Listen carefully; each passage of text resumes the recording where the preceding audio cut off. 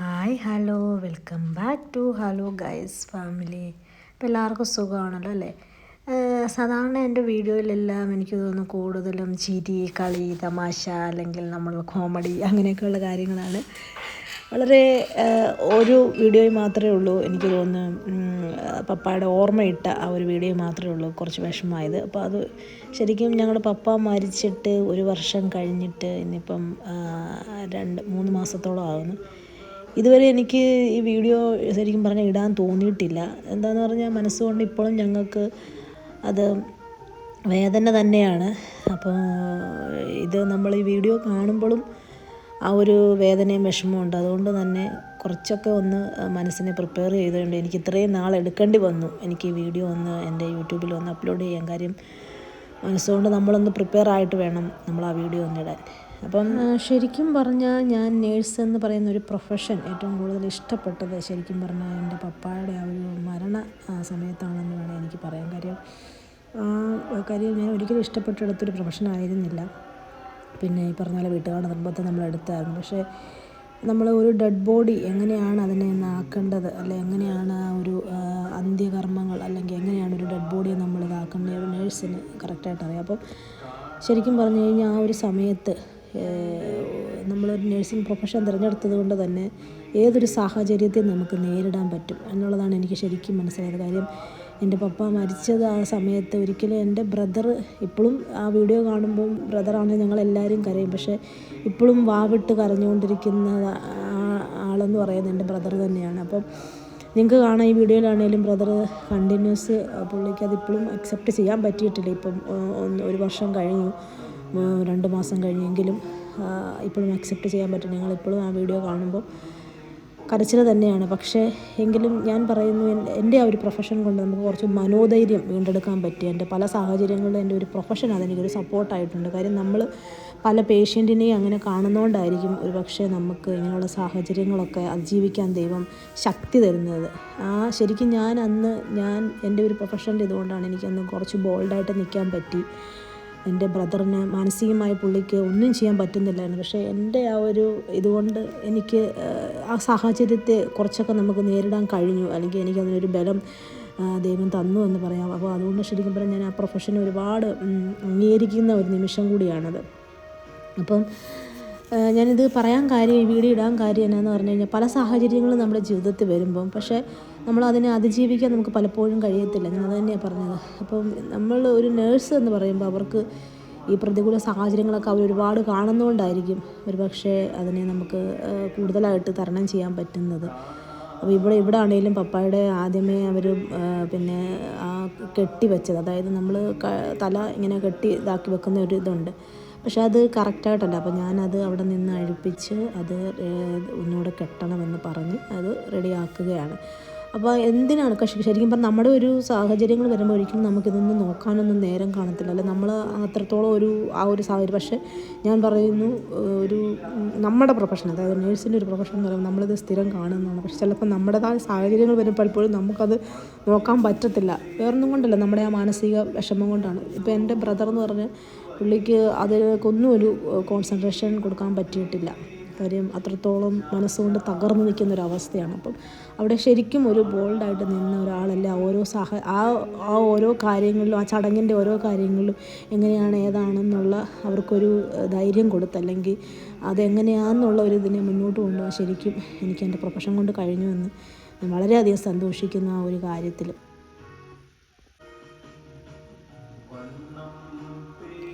അപ്പം നമ്മൾ താടി സപ്പോർട്ട് കൊടുത്ത്, അതായത് വാ തുറന്നിരിക്കരുത്, അതിനുവേണ്ടി നമ്മൾ താടി സപ്പോർട്ട് കൊടുത്ത് നമ്മൾ തലയിലേക്ക് അത് വലിച്ച് കെട്ടി വെക്കും, ചെവിയുടെ പുറകെ കൂടെ അല്ലെങ്കിൽ ചെവിയുടെ സൈഡിൽ കൂടെ. അപ്പോൾ അവർ ആദ്യം അങ്ങനെ കെട്ടിയത് ശരിയാവില്ല. പിന്നെ അതുപോലെ തന്നെ ഞങ്ങൾക്ക് പിന്നെ തലയിൽ കിരീടം വെക്കുന്നത് പോലുണ്ട്, അതായത് തലക്കെട്ട് പോലെ അങ്ങനെ ഉണ്ട്. ആ ഒരു ഇതും ശരിക്കല്ലായിരുന്നു. അപ്പോൾ അത് നമ്മൾ അതുകൊണ്ടാണ് അഴിപ്പിച്ചിട്ട് അതൊന്നുകൂടെ വൃത്തിയായിട്ടെല്ലാം ഒന്ന് കെട്ടി റെഡിയാക്കി വെച്ചത്.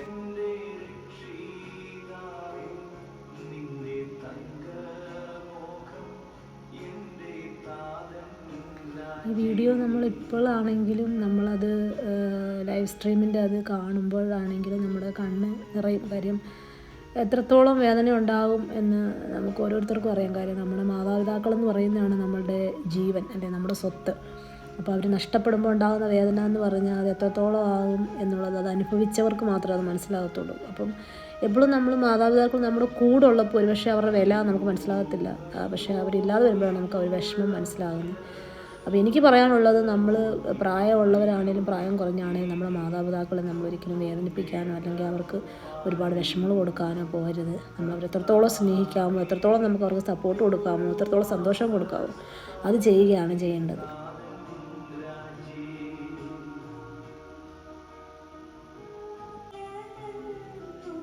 അപ്പോൾ നമ്മൾ ഡെഡ് ബോഡി നമ്മൾ ഹോസ്പിറ്റലിൽ നിന്ന് എടുത്തു, അതായത് മോർച്ചറിയിൽ നിന്ന് എടുത്ത് നമ്മളത് വീട്ടിലേക്ക് കൊണ്ടുപോവാണ്.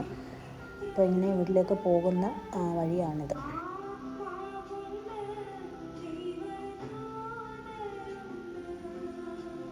ഒരു ദിവസം മുന്നേ തന്നെ നമ്മൾ മൊബൈൽ മോർച്ചറി വെച്ചിരുന്നു. അപ്പോൾ അതുകൊണ്ട് തന്നെ ഒരു ദിവസം മുന്നെയാണ് നമ്മൾ എടുത്തത് ഡെഡ് ബോഡി. അപ്പോൾ നമ്മൾ വൈകിട്ട് നമ്മൾ വീട്ടിൽ നിന്ന് കൊണ്ടുവന്ന് പിറ്റേ ദിവസമാണ് നമ്മൾ ബാക്കിയുള്ള ചടങ്ങുകൾ, അതായത് നമുക്ക് 4 ചടങ്ങുകളാണ് ഉള്ളത്. അതിൽ 1ഉം 2ഉം ചടങ്ങുകൾ തലേ ദിവസവും, പിന്നെ 3ാമത്തെ ചടങ്ങ് പിറ്റേ ദിവസവും, 4ാമത്തെ നമ്മൾ പള്ളിയിൽ വന്നുള്ള ചടങ്ങ്, അങ്ങനെയായിരുന്നു.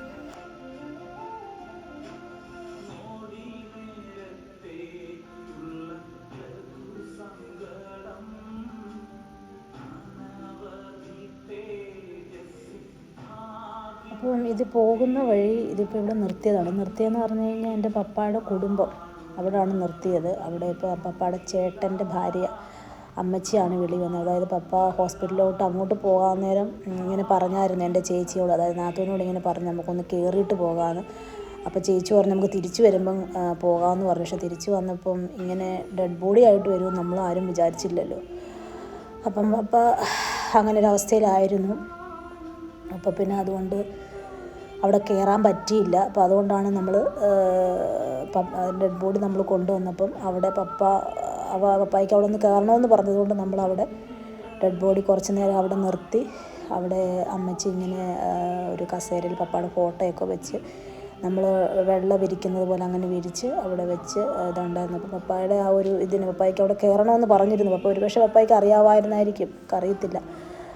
അപ്പം അങ്ങനെ ആ ഒരു ഇതിന് വേണ്ടിയിട്ടാണ് നമ്മളവിടെ കുറച്ച് നേരം നിർത്തി. അവിടെ കുറച്ച് നിർത്തിയിട്ടാണ് അതിന് ശേഷമാണ് നമ്മൾ വീട്ടിലേക്ക് ഡെഡ് ബോഡി കൊണ്ടുവന്നത്. അപ്പോൾ നമ്മളവിടെ അങ്ങനെ ഇറക്കിയില്ല. കാര്യം അങ്ങനെ ഇറക്കിയിട്ട് വീണ്ടും അങ്ങനെ തിരിച്ച് കയറ്റുന്നില്ല എന്ന് പറഞ്ഞതുകൊണ്ട് തന്നെ നമ്മൾ ഡയറക്റ്റ് വീട്ടിലോട്ട് കൊണ്ടുപോകായിരുന്നു. അപ്പോൾ അതുകൊണ്ട് താൽക്കാലികമായിട്ട് അവിടെ കുടുംബത്ത് അതിൻ്റെ ഫ്രണ്ടിൽ അങ്ങനെ നിർത്തിയിട്ട് വണ്ടി നമ്മൾ കുറച്ച് നേരം നിർത്തിയിട്ട് വീണ്ടും നമ്മൾ, അതായത് ആംബുലൻസ് നമ്മൾ കുറച്ച് നേരം നിർത്തിയിട്ട് പിന്നെ നമ്മൾ മുന്നോട്ട് പോയി വീട്ടിലേക്ക് ഡയറക്റ്റ് പോകുമായിരുന്നു.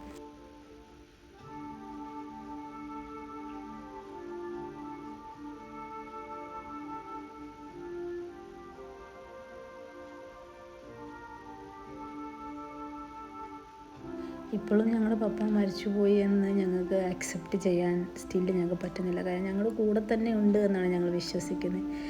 പക്ഷേ എന്തെങ്കിലും ഒരു വിഷമഘട്ടം വരുമ്പം പപ്പായെ വിളിക്കുമ്പോൾ അല്ല പപ്പായോട് സംസാരിക്കുമ്പോൾ ഒരുപാട് ആശ്വാസമായിരുന്നു ശരിക്കും. അപ്പം ആ ശബ്ദം കേൾക്കാൻ നമുക്ക് പറ്റുന്നില്ല.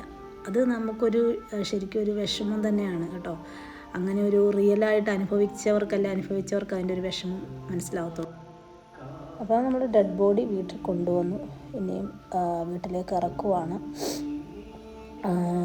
ആംബുലൻസിൽ നിന്ന് വീട്ടിലേക്ക് മൊബൈൽ മോർച്ചറിയിലാണ് കൊണ്ടുവന്നപ്പോൾ നമ്മളതങ്ങനെ ഇറക്കുവാണ് അങ്ങോട്ട്.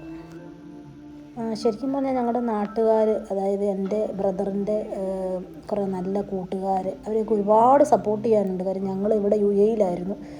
ഞങ്ങൾ ഇവിടുന്ന് അതായത് പെട്ടെന്നാണ് പപ്പായുടെ മരണം ഉണ്ടായത്. നമ്മൾ തലേ ദിവസം പോലും ഞങ്ങൾ വിളിച്ചിട്ട് വച്ചിരുന്നതാണ്. അപ്പോൾ പെട്ടെന്നുള്ള മരണം ആയതുകൊണ്ട് നമുക്ക് ആർക്കും അത് അക്സെപ്റ്റ് ചെയ്യാൻ പറ്റിയിട്ടില്ലായിരുന്നു. പക്ഷേ ഞങ്ങൾ അന്ന് തന്നെ ഞങ്ങളെല്ലാവരും ഇവിടുന്ന് കയറി. പക്ഷേ ഞങ്ങളവിടെ ചെന്നപ്പോഴേക്കും അവിടെ ഫുള്ള് എല്ലാം റെഡിയാക്കി. ആ ഒരു നല്ല ഞങ്ങളുടെ നാട്ടുകാരും അച്ചാച്ചൻ്റെ കൂട്ടുകാരും ഒരുപാട് സപ്പോർട്ട് ചെയ്യാനുണ്ട്. കാര്യം ഇത്രത്തോളം വളരെ, അതായത് നമ്മളവിടെ ഇല്ലെങ്കിലും നമ്മളെക്കാട്ടി കാര്യമായിട്ട് അതിന് വേണ്ട പന്തൽ കാര്യങ്ങൾ എല്ലാം ഫ്ലെക്സ് വരെ അടിച്ച് അവർ റെഡിയാക്കി എന്നുള്ളതാണ്. അത്രത്തോളം നല്ലൊരു സപ്പോർട്ടായിരുന്നു ഞങ്ങളുടെ ആ ഒരു ദേശക്കാരും അച്ചാച്ചൻ്റെ കൂട്ടുകാരും എല്ലാവരും. അവരെയൊക്കെ ഒരുപാട് ഈ അവസരത്തിൽ ഞാൻ അവരെല്ലാം നന്ദി കരയിട്ടുവാണ്. അവരെല്ലാം നന്ദിയോടെ ഓർക്കുവാണ് സത്യം പറഞ്ഞാൽ. ഇപ്പോൾ പിന്നെ എൻ്റെ പപ്പ എന്ന് പറഞ്ഞു കഴിഞ്ഞാൽ എല്ലാവർക്കും നാട്ടിലെല്ലാവർക്കും ആണേലും ഒരു നല്ല ആൾ തന്നെയായിരുന്നു പപ്പ. അത് മിക്കവരും പറയും. കാര്യം ഞങ്ങൾ പപ്പയുടെ ഓർമ്മയ്ക്ക് വേണ്ടി ചെന്നപ്പോൾ തന്നെ ഇങ്ങനെ ഇപ്പം ഞങ്ങളിവിടെ ആയതുകൊണ്ട് ചിലരെ ഒന്നും വിളിക്കാൻ പറ്റിയില്ല. അപ്പം ഒരു വർഷത്തെ ഓർമ്മയ്ക്ക് അപ്പം നമ്മൾ ചെന്നപ്പോൾ അവരെ കണ്ടപ്പോൾ അയ്യോ വരുന്നില്ലെന്ന് ചോദിച്ചപ്പോൾ ഞങ്ങളോട് പറഞ്ഞത് പിന്നെ വിളിക്കേണ്ട ആളങ്ങ് പോയി. ഞങ്ങൾ അച്ചായനുണ്ടായിരുന്നു, അച്ചായൻ എന്നാണ് എല്ലാവരും വിളിക്കുന്നത്, വേവിച്ചായ എന്ന് ഉണ്ടായിരുന്നു. പക്ഷേ ഇപ്പം അങ്ങനെ വിളിക്കേണ്ട ആളില്ലല്ലോ, പിന്നെ ആരാ ഞങ്ങളെ വിളിക്കുന്നതെന്ന്. അപ്പം അവർക്കൊക്കെ അത്ര ഒരു പ്രിയമായിരുന്നു. അപ്പോൾ നമ്മൾ ഡെഡ് ബോഡി കൊണ്ടുവരാൻ നേരം അമ്മയെ കൊണ്ടുവന്നില്ലായിരുന്നു, അമ്മ വീട്ടിലായിരുന്നു. അപ്പം വന്നു കഴിഞ്ഞപ്പം നമ്മൾ മൊബൈൽ മോർച്ചറിയിൽ നിന്ന് അത് എടുത്തിട്ട് ഡയറക്റ്റ് അമ്മ ഡെഡ് ബോഡി നോക്കി, അതായത് അമ്മ കണ്ട് അമ്മ പപ്പായെ കെട്ടിപ്പിടിച്ച് ഉമ്മ കൊടുത്ത് കരയുമായിരുന്നു. പിന്നെ അതിന് ശേഷം നമ്മളത് വീണ്ടും മൊബൈൽ മോർച്ചറിയിൽ തന്നെ അത് ആക്കി വെക്കുവാണ്. പപ്പായും അമ്മയെന്ന് പറഞ്ഞു കഴിഞ്ഞാൽ അവർ ഇണയും പ്രാവും പോലായിരുന്നു എപ്പോഴും. അപ്പം നാട്ടുകാർക്ക് തന്നെ അറിയാം, ബേബിച്ചായനും പൊന്നമ്മാമയെന്ന് പറഞ്ഞാൽ അങ്ങനെയായിരുന്നു. അപ്പം അമ്മയ്ക്കും അത് അക്സെപ്റ്റ് ചെയ്യാനായിട്ട് പറ്റുന്നുണ്ടായിരുന്നില്ല. അപ്പോൾ നമ്മൾ അത്രത്തോളം ഒരു സപ്പോർട്ട്, കാര്യം പപ്പ പോയി പിന്നെ അമ്മയ്ക്ക്, അതുകൊണ്ട് അമ്മയ്ക്ക് എന്തെങ്കിലും, അതായത് അമ്മ വീണു പോകുന്നുള്ളൊരു പേടിയുണ്ടായിരുന്നു നമുക്ക്. അതുകൊണ്ട് തന്നെ അമ്മയുടെ കൂടെ എല്ലാത്തിനും നമ്മൾ സപ്പോർട്ടായിട്ടുണ്ടായിരുന്നു. കാര്യം അമ്മ ഇരിക്കുമ്പോഴും നടക്കുമ്പോഴും എല്ലാം. പിന്നെ ഞങ്ങൾ അമ്മയെ ഇങ്ങോട്ട് കൊണ്ടുവന്നായിരുന്നു. പപ്പായുടെ മരണത്തിന് ശേഷം എല്ലാ ചടങ്ങുകളെല്ലാം കഴിഞ്ഞിട്ട് ഞങ്ങൾ വന്നപ്പം അമ്മയും ഞങ്ങളുടെ കൂടെ UAE കൊണ്ടുവന്നായിരുന്നു. അമ്മ ഇവിടെ ഒരു 3-4 മാസത്തോളം അമ്മ ഇവിടെ ഉണ്ടായിരുന്നു. അത് കഴിഞ്ഞാണ് പിന്നെ അമ്മ വീണ്ടും നാട്ടിൽ പോകണമെന്ന് പറഞ്ഞപ്പം വീണ്ടും അമ്മ നാട്ടിലോട്ട് കൊണ്ടുപോയത്.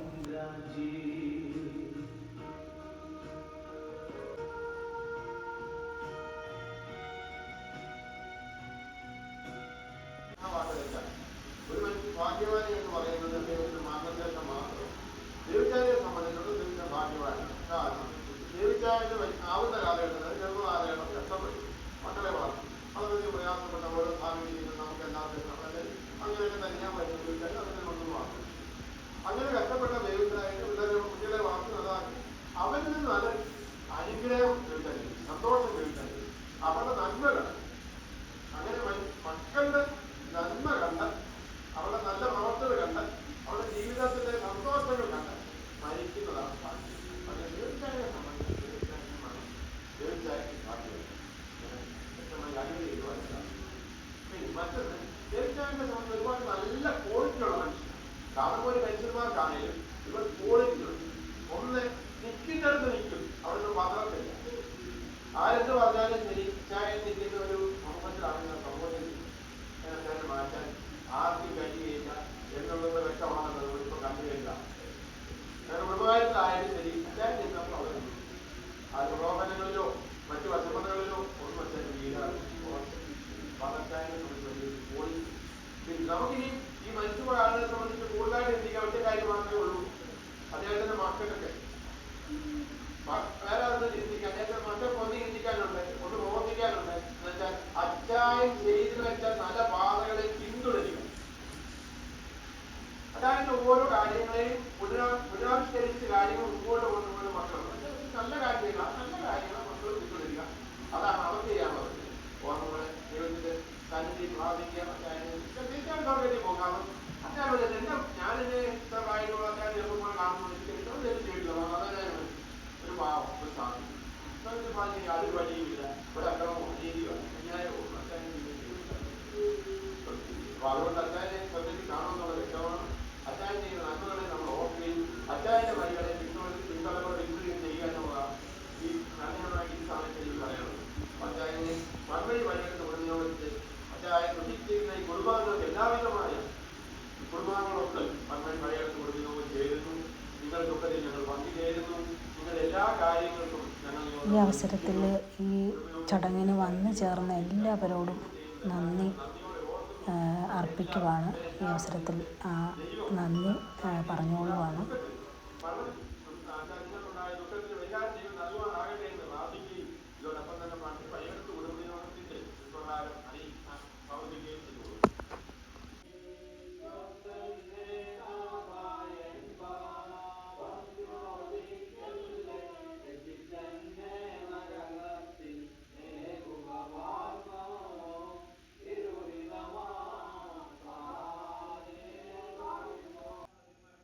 അതെ, എൻ്റെ അപ്പൻ ഭാഗ്യവാൻ തന്നെയായിരുന്നു. സ്വർഗത്തിൽ എൻ്റെ അപ്പനുണ്ട്. അബ്രഹാമിൻ്റെ, ഇസ്ഹാക്കിൻ്റെ, യാക്കോബിൻ്റെയും മടിയിൽ ഉണ്ട്. ഞങ്ങളങ്ങനെ തന്നെയാണ് വിശ്വസിക്കുന്നത്. അത് തന്നെയാണ് കാര്യം. അത്രത്തോളം നല്ല ഒരു മനുഷ്യൻ തന്നെയായിരുന്നു എൻ്റെ പപ്പ. അവസാനം കുറച്ച് നാളുകളാണെങ്കിലും ഞങ്ങളുടെ കൂടെ ഇവിടെ UAE വരുവാനും ഞങ്ങളുടെ കൂടെ വന്ന് നിൽക്കാനും ഒക്കെ ദൈവം അവസരങ്ങൾ തന്നു. അതിന് ദൈവത്തിന് നന്ദി പറയും. പപ്പായ്ക്ക് COPD പ്രശ്നം ഉള്ളത് കൊണ്ട് തന്നെ പൾമണോളജി ഡോക്ടർ എബി ആയിരുന്നു പരുമലയിലുള്ള ട്രീറ്റ്മെൻറ്റും കാര്യങ്ങളും നടത്തിയത്. പക്ഷേ അവസാന സമയത്ത് ആ ഡോക്ടറെ കാണാൻ പറ്റിയില്ല. അതിന് എമർജൻസിയിലാണ് ട്രീറ്റ്മെൻറ്റ് എടുത്ത്. ഡോക്ടർ അറിഞ്ഞു പോലുമില്ല അവർ കൊടുത്ത ട്രീറ്റ്മെൻറ്റിനെ പറ്റി. പപ്പ ചെല്ലുമ്പോൾ തന്നെ ഡോക്ടറിന് ഭയങ്കര കാര്യമാണ്, അപ്പച്ച എന്നും പറഞ്ഞ്. അപ്പോൾ അതുകൊണ്ടാണ് അത്രയും ഒരു ഇതുകൊണ്ടാണ് ഡോക്ടർ പോലും പപ്പയെ കാണാൻ വേണ്ടി അവിടെ വന്നു വീട്ടിൽ.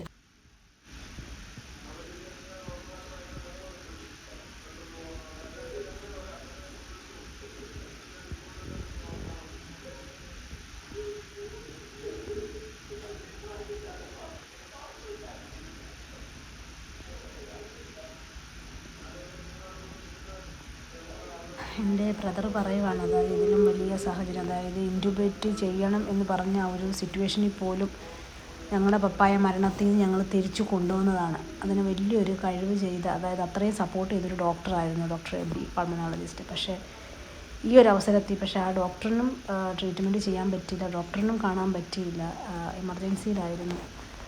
എന്താ ചെയ്തതെന്ന് നമുക്കറിയത്തില്ല. നമ്മളിപ്പോൾ അതിനെപ്പറ്റി ഒന്നും വിചാരണ നടത്തുന്നില്ല. ഒരു പക്ഷേ പപ്പായുടെ സമയം അതായിരിക്കും, അതുകൊണ്ടായിരിക്കും. എങ്കിലും വേദനയോടെയാണ് ഞങ്ങൾ ഈ നിമിഷങ്ങളൊക്കെ ഓർക്കുന്നത്.